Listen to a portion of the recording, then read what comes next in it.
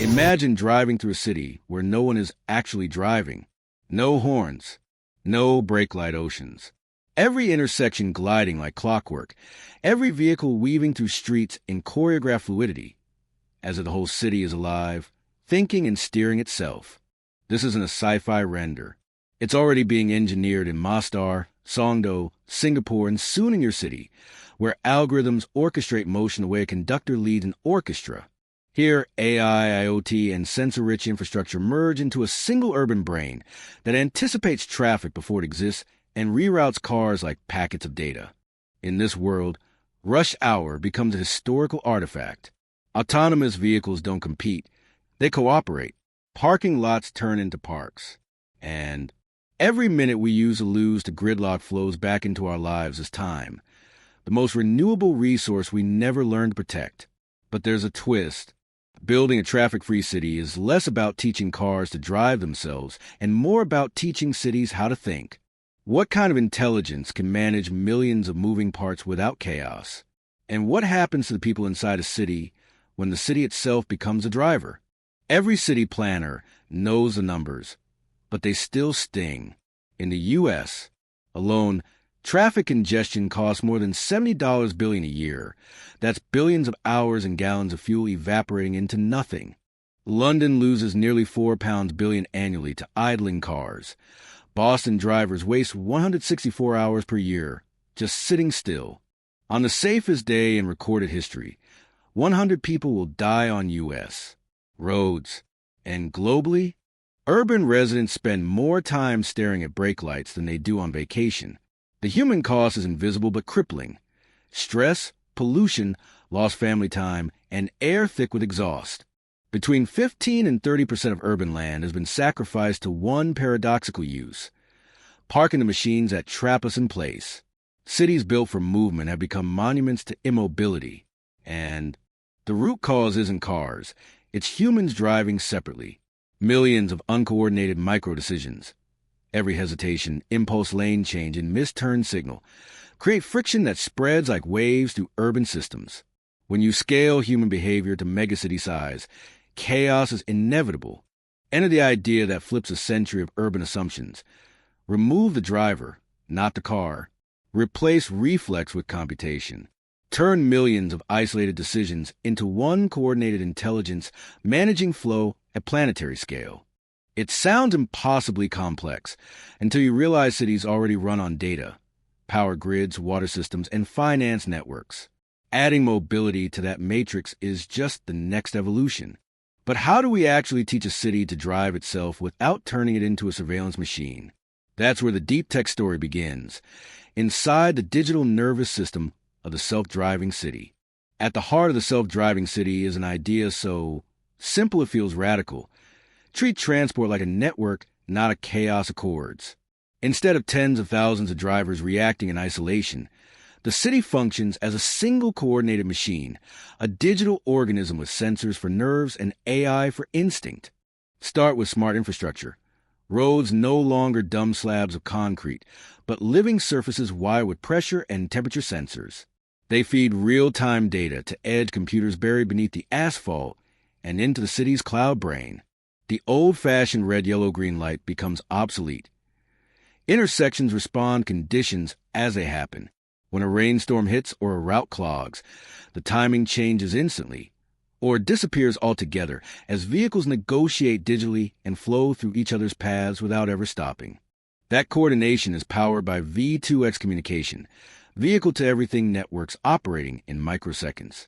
Every car broadcasts its location, speed, and intent, creating a real-time group chat of million-ton machines. They don't guess, they know, they don't compete, they cooperate. Behind this constant conversation lurks a 3D digital twin, a mirror city that exists inside servers. It simulates every road, every driver, and every pedestrian, testing scenarios before they happen. A console lets out early. The digital twin already rerouted autonomous shuttles hours ago. A truck breaks down unexpectedly. The twin models traffic waves and absorbs them like shock-resistant gel. The AI at its core doesn't command from above. It conducts. Each algorithm learns through millions of simulations, a form of reinforcement learning. maximizing flow and fair access instead of raw speed. It's not deciding who gets the green light. It's eliminating the need for one altogether. It sounds utopian, but fragments already exist from Mostar to Singapore to Songdo, and the results are astonishing. Yet the real impact is not what the machines do. It's what they free us to do instead. Step inside a city where motion feels like music. Rush hour is gone. You don't drive anymore. You arrive. The moment you step into a shared autonomous pod, the vehicle syncs with the entire traffic ecosystem and joins a coordination dance at millisecond speed. There's no acceleration shock, no braking whiplash, and no road rage playlist needed. The ride is quiet enough to hear your own thoughts or a podcast that finally finishes before you park, because there literally isn't any parking. Parking lots have vanished. The land they consumed, billions of square feet worldwide, is now being reclaimed for what cities were meant to be: green plazas, housing bike lanes, and public gardens. Former garages become apartments that breathe. Streets turn into linear parks. Noise drops like a heartbeat slowing. Children play again by the curb. Air quality surges. Stress hormones fall. Economically, shared autonomous fleets run 90% of their day. Privately owned cars used to sit idle 95% of the time, a paradox of modern wealth. Now one vehicle serves dozens of people, cutting costs 3 to 5 times and slashing emissions by a third. Even the weather of cities changes. Less heat from engines, more sky for light and air. And for humans, commutes become choice time to work, rest, call friends, or think. Mobility-limited citizens, the elderly, disabled, or too young to drive, reclaim independence. Entire lives unfold freely because the street grid finally serves people rather than trapping them. But every revolution builds new questions into its blueprint. When a city gains a digital nervous system, who owns its consciousness? Who decides how the AI drives, and for whom? The future's greatest traffic jam might not be on the road at all. It may be the collision between efficiency and ethics. When machines learn to move in harmony, cities breathe again. The self-driving city is not a story about cars. It's a story about us. The first generation faced with deciding how an entire urban organism should think. We built roads for freedom and got gridlock. We sought speed and found stress. Now we get a second chance to turn data into design for human flourishing instead of friction. The tools are ready: AI traffic brains, 5G V2X networks, and digital twins that simulate millions of decisions a minute. The question is whether we engineer equity alongside efficiency. A city that runs perfectly but serves only a few is still stuck. The real revolution isn't autonomy, it's inclusion. When gridlock vanishes, we get something far more precious than traffic flow. We get time. Time to walk, to breathe, to connect. That's the hidden currency of the self-driving city. The return of human time to human hands. And the next wave is already rising.